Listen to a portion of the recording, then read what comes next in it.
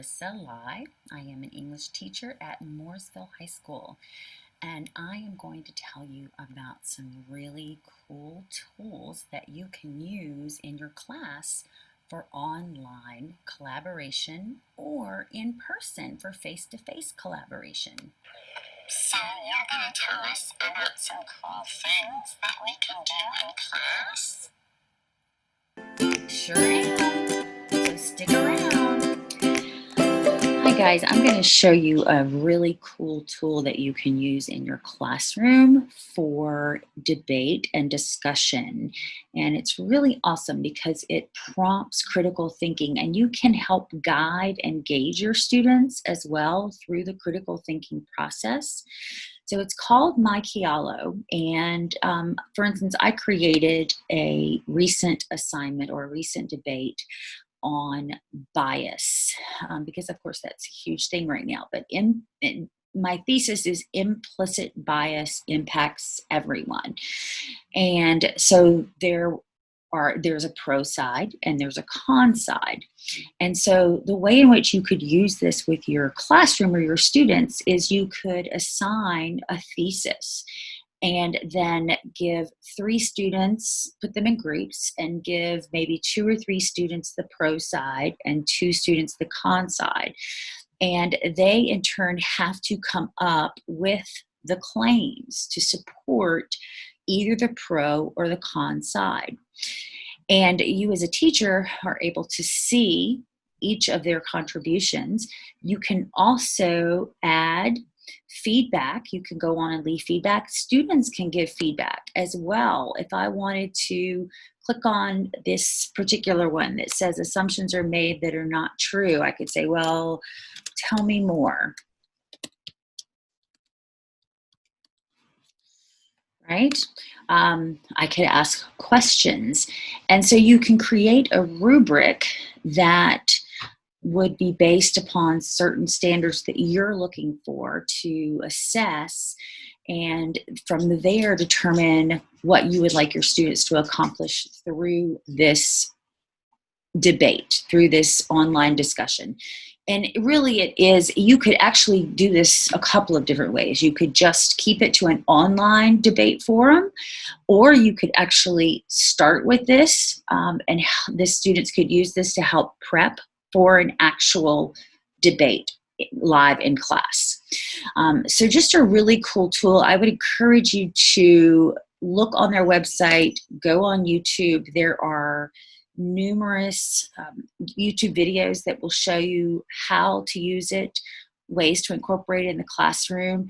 It's really intuitive. It's super easy.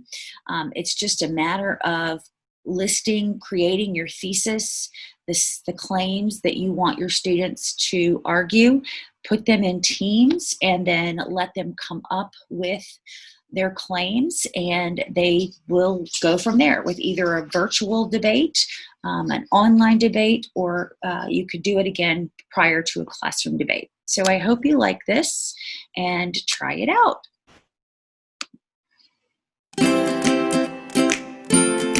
And I wanted to show you a really wonderful tool for online collaboration with your students. Actually, it's not even just online. You can use this for face-to-face or online. So I want to show you some examples of how you can use this program.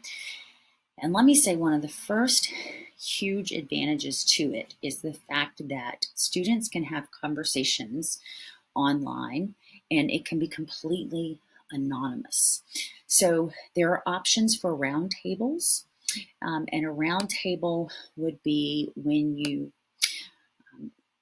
create an assignment and you want your students to discuss whatever that may be. So for instance, I'm going to go to I have a few that I've created in here. War, what is it good for? So in this particular assignment, students were given specific questions to respond to. In another assignment, this was one right after the coronavirus first came to the US, and we were forced to stay at home. And I put together this. If you open it up, you will see the assignment itself, and there are different links. So the students are asked to watch the videos and then to respond to the discussion questions. And so you'll notice on here, all these students responded, but you'll see that they have fake names, their aliases: Bruce Lee, Rosalind Franklin, Frederick Douglass. So students don't know who is responding to whom. And so one of the advantages to this is if you have students who are very shy, who are very self-conscious, or intimidated, it's a great way for them to be able to contribute to the conversation without worrying about what someone else may think. And you as a teacher, you can see who they are. So if I click on this eyeball, I can see all of their names and see exactly who they are. And what's great too is you have a rubric that's built in, and so students can actually look at the rubric and how they're going to be graded. There's criteria that's already in there that you can either just click and add, or you can create your own.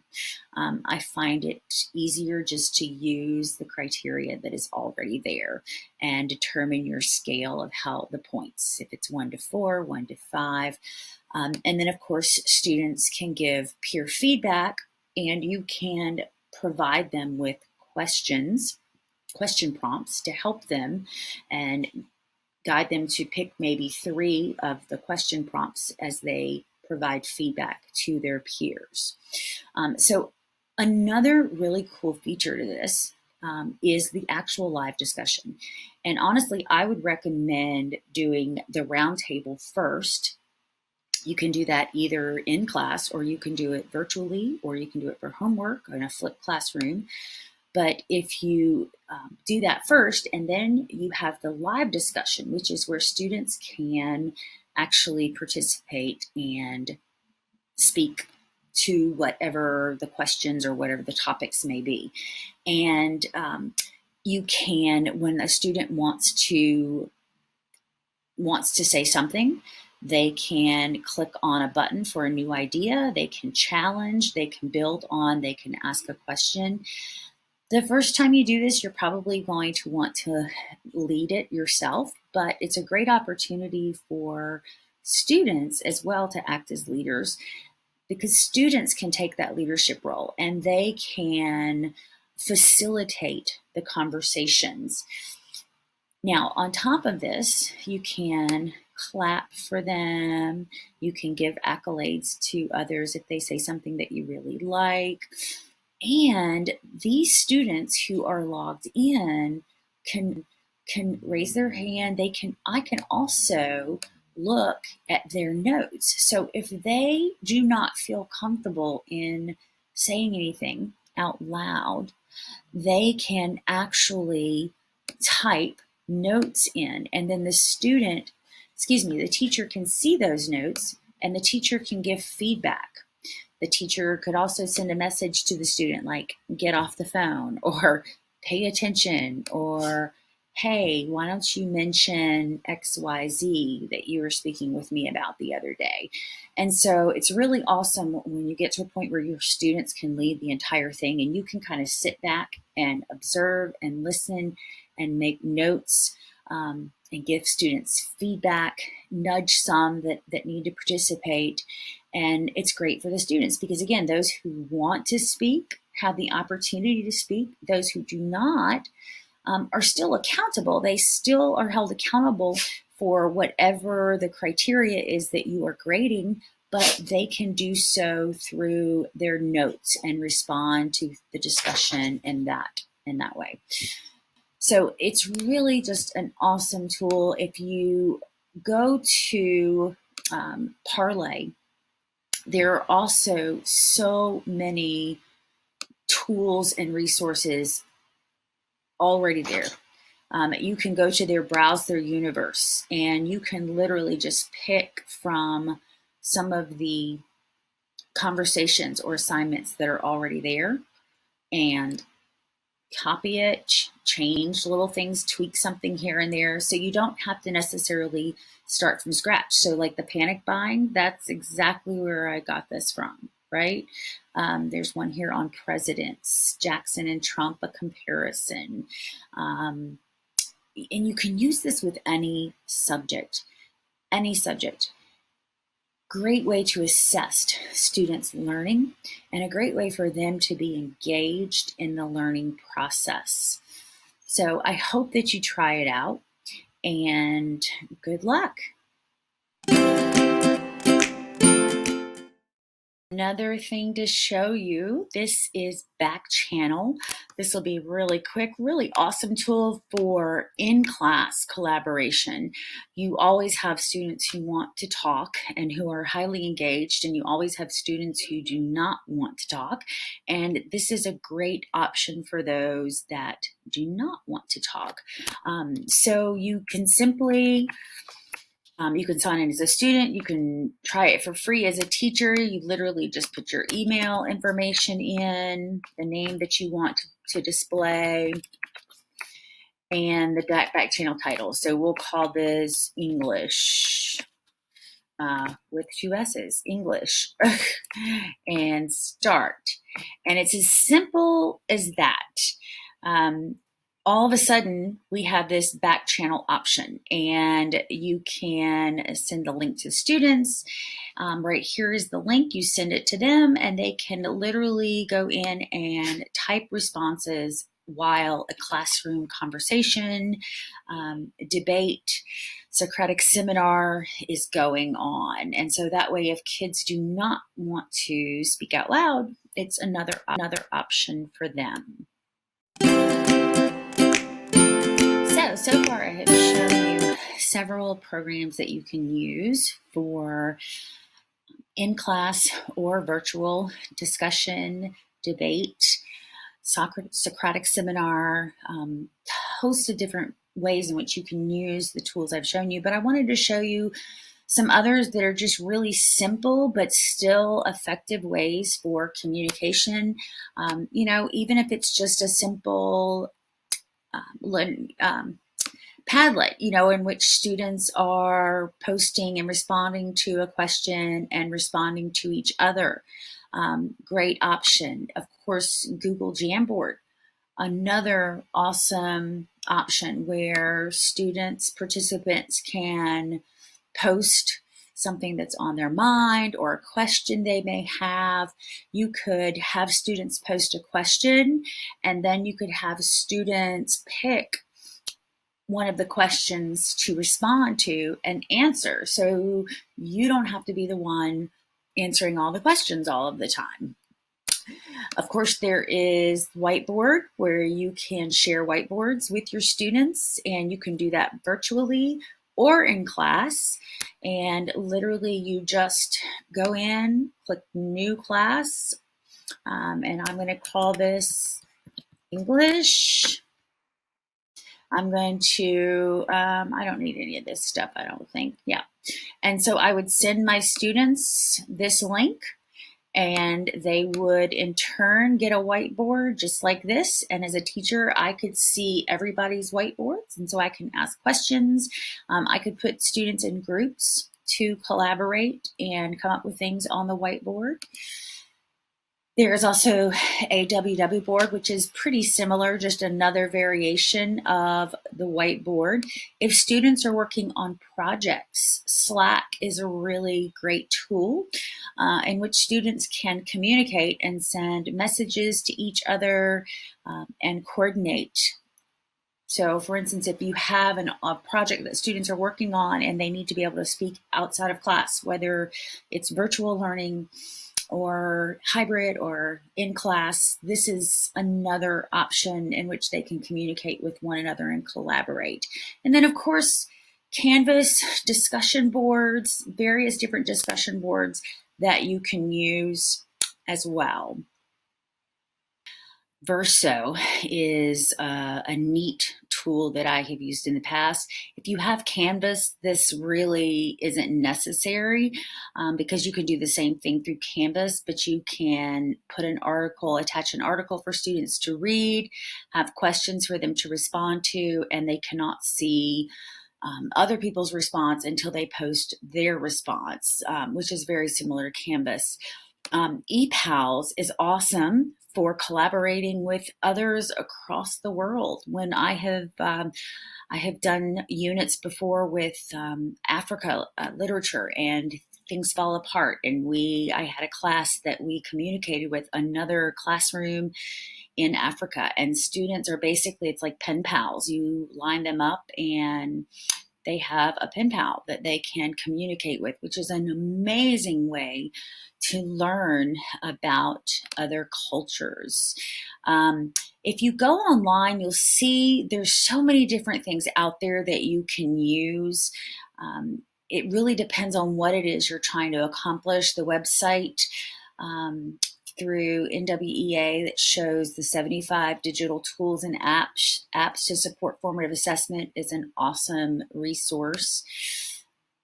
And Miro is another tool that you may want to check out, which is another online collaboration tool. There's just so many things out there. So I encourage you to try things and see what works best for your students.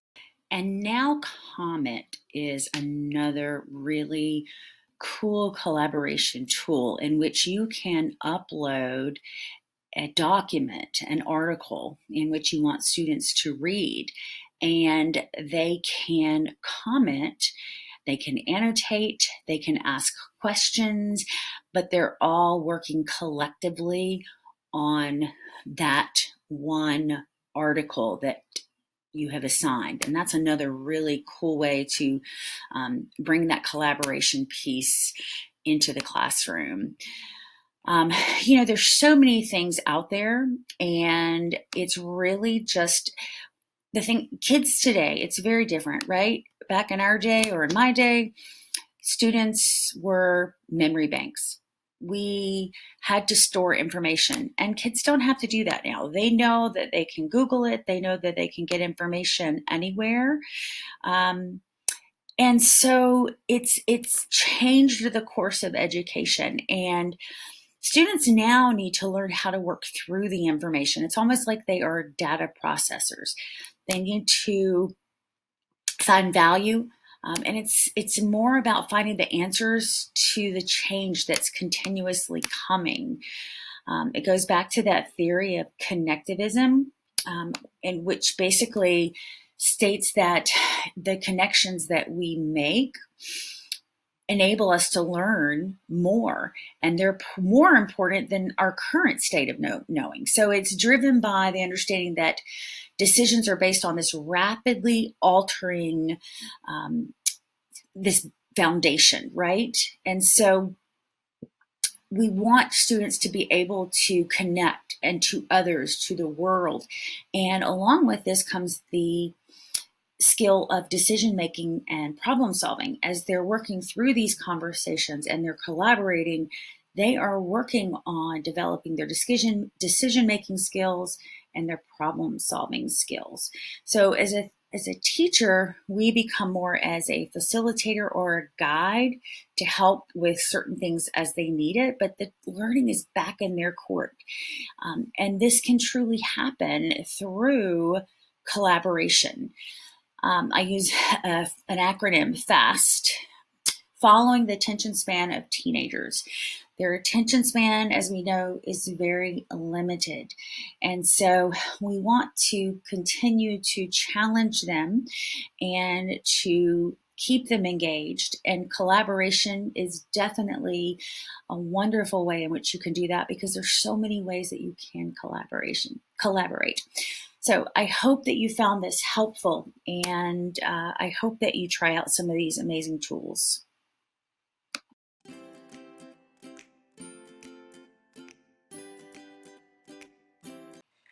Wow, you showed us a lot of cool things we can use in class. That's right. So make sure that you try them out, and you guys have a great day. Come back soon and keep on learning.